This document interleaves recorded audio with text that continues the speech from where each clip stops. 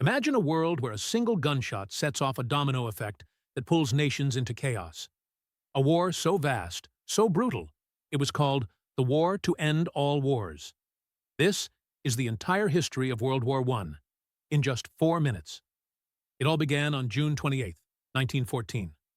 Archduke Franz Ferdinand of Austria-Hungary was assassinated in Sarajevo by a Bosnian Serb nationalist. It sounds like a local tragedy, but this wasn't just any duke. He was the heir to a fragile empire tangled in alliances, rivalries, and old grudges. Within weeks, Austria-Hungary declared war on Serbia. That triggered Russia to mobilize. Then Germany declared war on Russia. And like falling dominoes, Europe plunged into war. Two giant alliances emerged: the Allies, France, Britain, Russia, and later the US.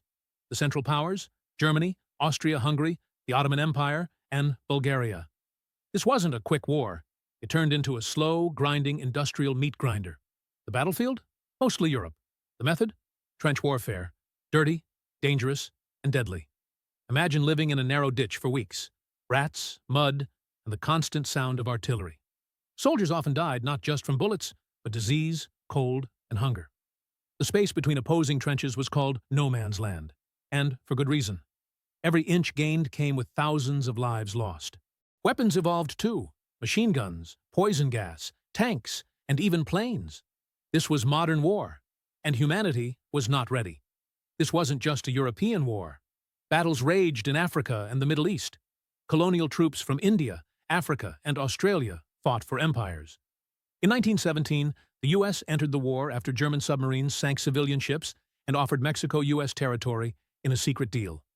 The tide began to turn. By 1918, Germany was exhausted, out of food, out of men, and facing revolt at home.